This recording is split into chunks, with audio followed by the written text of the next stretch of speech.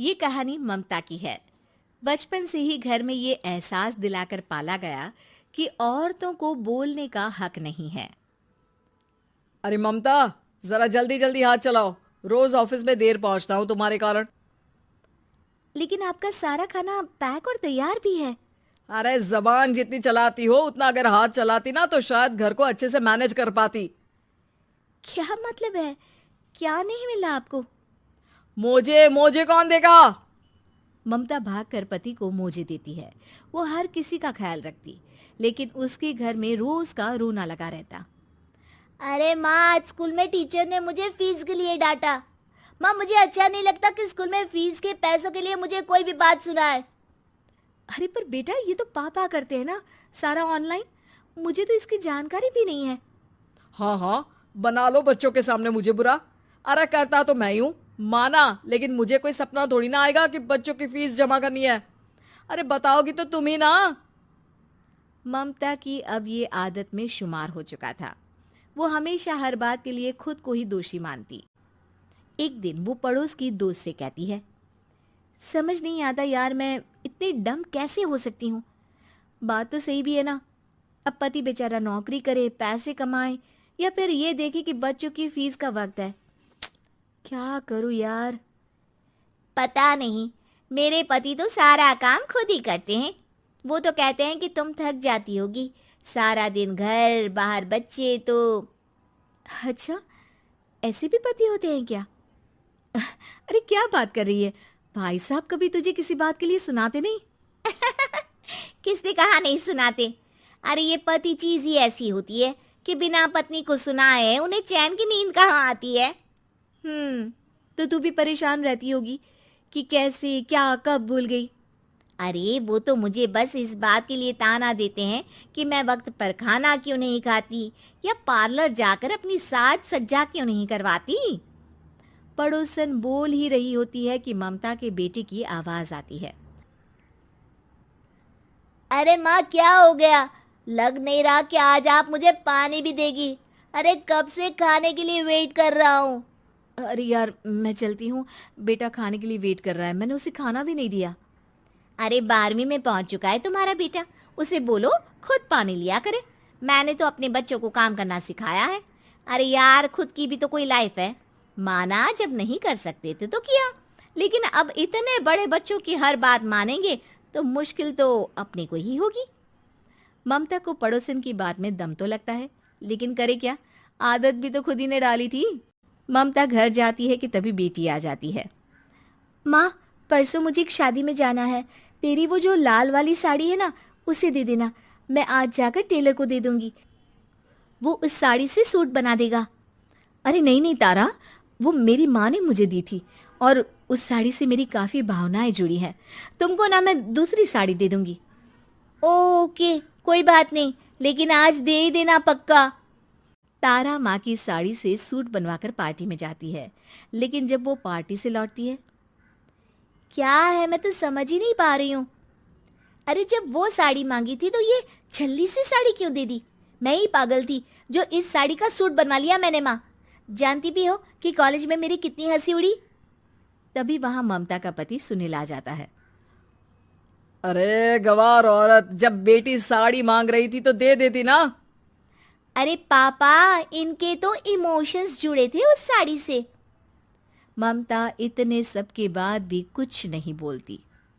मेरी बेटी की बेइज्जती हो गई, मैं बिल्कुल बर्दाश्त नहीं कर सकता ये। मैं नहीं चाहता कि मेरी बेटी से कोई भी ज्यादा सुंदर लगे पूरे कॉलेज में।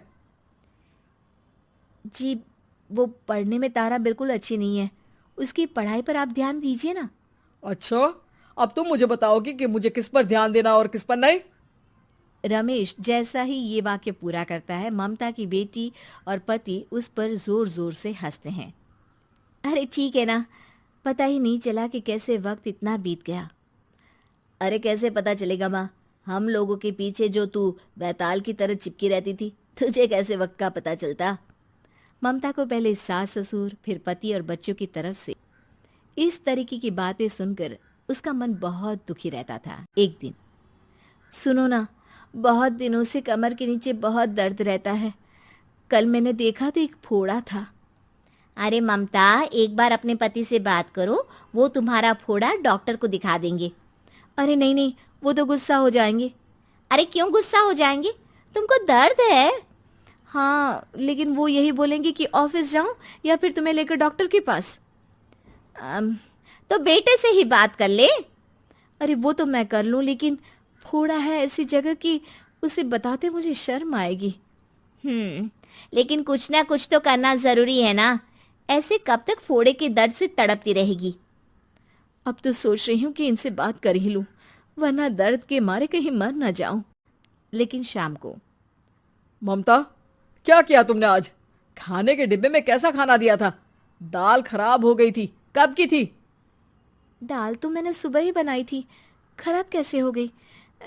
अच्छा सुनिए ना, मुझे कहना है कि अरे गरम दाल बंद करोगी तो ऐसा ही होगा ना।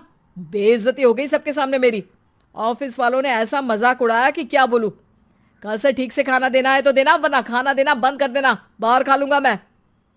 ममता, जो पति से अपनी परेशानी बताने वाली थी, वो अब ये सोचने लगती है कि कल से पति को खाने में क्या दे। अगले दिन ममता थकी थकी सी हालत में, आप लोगों के लिए नाश्ता बना दिया है, खाना बनाने की हिम्मत नहीं है आज तो। रात भर सोकर थक गई है ना, इसीलिए तो खाना नहीं बना सकती। हिम्मत नहीं हो रही है, मैं बस सोने जा रही हूँ। बस मैडम को सोने का बोल दो, फिर देखो कैसे सोती रहती है। माँ, फिर वही पराठा सब्जी। अरे हमारे साथ के दोस्त एक से बढ़कर एक नाश्ता खाना लेकर आते हैं, आप तो बस। सभी घर से निकल जाते हैं, लेकिन जब शाम को बेटा घर आता है तो घर में अंधेरा रहता है। बेटा लाइट जलाता है। क्या माँ, तुम्हारा भी जवाब नहीं है बिजली का बिल बचाने के लिए? वो बोल ही रहा होता है कि सामने माँ जमीन पर लेटी मिलती है। वो उसके पास जाता है। अरे माँ, क्या हो गया माँ? तभी वहां पड़ोसन आती है। अरे बेटा, तुम्हारी माँ के पैर के पास एक फोड़ा है, जिसके कारण ये लगातार कमजोर होती जा रही थी। मैंने उसे पहले ही कहा था कि घर में बता दो, लेकिन तुम्हारी माँ किसी को तंग करना नहीं चाहती थी। तभी वहां डॉक्टर आ जाता है। अरे इनके ऑर्गन में दिक्कत है, कोई बात है जो इनके मन में खटक रही है। अरे नहीं नहीं, इसके मन में कोई बात नहीं है, कोई काम है नहीं ना इसके पास, सारा दिन बस घर में ही रहती है। देखिए, मैं तो ये नहीं जानता, लेकिन हाँ, इनके मन में हमेशा कोई बात रह जाती होगी, इसीलिए उनकी ये हालत है। अगर आप समय से नहीं ले आते तो हो सकता था कि। अरे नहीं नहीं डॉक्टर साहब, हम पूरी कोशिश करेंगे कि वो ठीक हो जाए। हम लोगों ने अपनी ही परेशानी माँ के सामने रखी, लेकिन किसी ने माँ की दिक्कत को जानने की कोशिश तक नहीं की। हाँ, मैंने भी ममता को हमेशा घरेलू जरूरत से ज्यादा काम का नहीं सोचा था। ममता को होश आता है और वो खुद को अपने बेडरूम में देखती है। वो उठने की कोशिश करती है कि माँ, अब आप नहीं उठेंगी। हम लोग है ना, हम लोग आपको पूरी तरह से खुश रखने की कोशिश करेंगे।